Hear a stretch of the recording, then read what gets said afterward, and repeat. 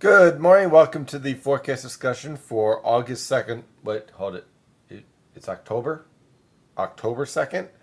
Okay, so it feels like August 2nd with temperatures in the lower to mid 50s over the northern interior and upper 50s to lower 60s over the New York City metropolitan area and lower to mid 60s over the Philadelphia metropolitan area. You might be confused into thinking it is August 2nd, considering it's going to be absolutely beautiful out, especially once some of this low level fog burns off here over portions of Connecticut and northeastern Pennsylvania. Temperatures today are going to rebound into the upper 70s to lower 80s, even a few mid 80s mixed in there in some urban areas like in Philadelphia, around Newark, the Delaware River Valley. It's going to be warm, 10 to 15 degrees above normal warm, with temperatures that you would normally see in early to mid August rather than early October. So we're dealing with a rather warm weather pattern in place. We have a very weak disturbance that is moving through the Great Lakes that really won't produce much more than a few scattered clouds and allow winds to shift to the southwest. Other than that, really not much going on with high pressure in control. And as you can see, the radar's clear. Nothing going on, just some what we call ground clutters, a couple of birds out there, whatnot. A few disturbances out there over the coastal waters, but no precipitation whatsoever. On the infrared satellite picture, you can clearly see high pressure in control over much of the eastern United States. This boundary here, cold front on the surface map here, is basically going to collapse before it reaches the Philadelphia and New York City metropolitan area. It produces a minor wind shift, and that's about it.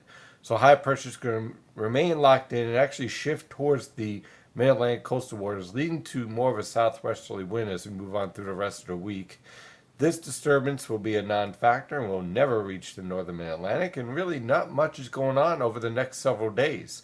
And when we take a look at the water vapor satellite picture, you can see one disturbance here. Now this disturbance is going to lift north. It's going to become entrained in this deep trough that's going to develop over the western United States. So what you basically have here is a trough in the west and a rather large ridge in the east. And that's going to remain in place all the way on through this weekend with warm temperatures. We're talking upper 70s to lower 80s throughout the entire Philadelphia and New York City metropolitan areas. One caveat though, Long Island, especially the southern side of Long Island, you're more likely to be in the mid 70s due to the influence from the Atlantic, but it'll be dry everywhere with just a threat for some morning fog each day. That's about it. It's more like late summer than it is for mid fall. So clearly this weather pattern is going to be very enjoyable and will remain in place all the way through this entire week. So here we are again for tomorrow, high pressure and control.